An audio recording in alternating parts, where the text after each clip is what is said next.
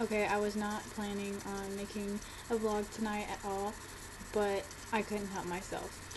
I have to read the Epic of Gilgamesh for my World Lit class, and I thought I would share a little bit of this with you. Okay, so it's about this guy named Gilgamesh, obviously, and the whole beginning, there's like, I don't know, they're kind of big pages. I mean, can't see that. There's like 6 pages of it talking about how this guy is going to go beat Gilgamesh up. And it builds and it builds and builds, and it gets to the last paragraph of this chapter, and it literally says, like, has this whole paragraph thing, like, they're beating each other up, like, breaking things, running into things, and then all of a sudden it says that Gilgamesh picks him up and throws him, and then the fight's over.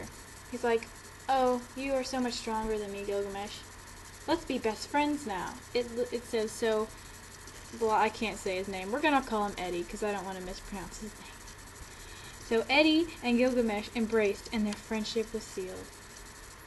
Bromance.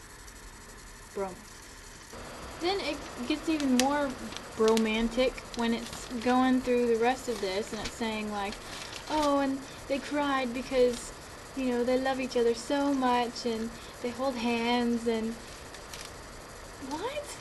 And I'm not done with the story yet, but I've already picked out my favorite part, and I'm gonna read it to you.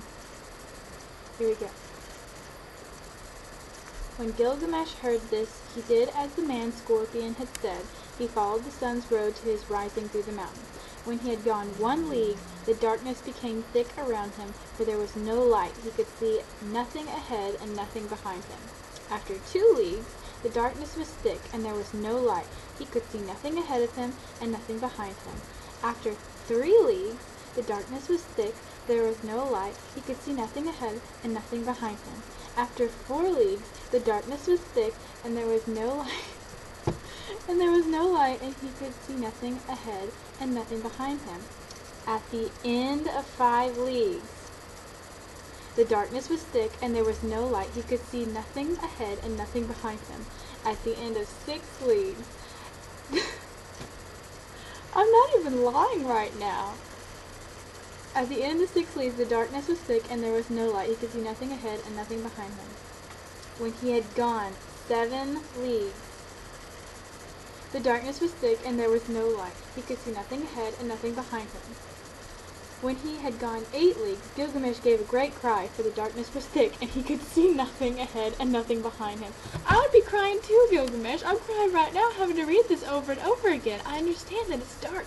Just tell me. Just say, I went for 8 leagues, and it was just very dark and scary. That's all I have to say. Don't repeat it 50 times. Oh, okay.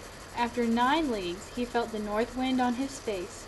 But the darkness was thick, and there was no light. He could see nothing ahead and nothing behind him. Really, Gilgamesh? We get it. We get it. Sorry you had to sit through that. I just thought I would share it. I thought it was quite amusing. I'm gonna attempt to finish reading this before 1 o'clock in the morning. But yeah, that's all I got. Night.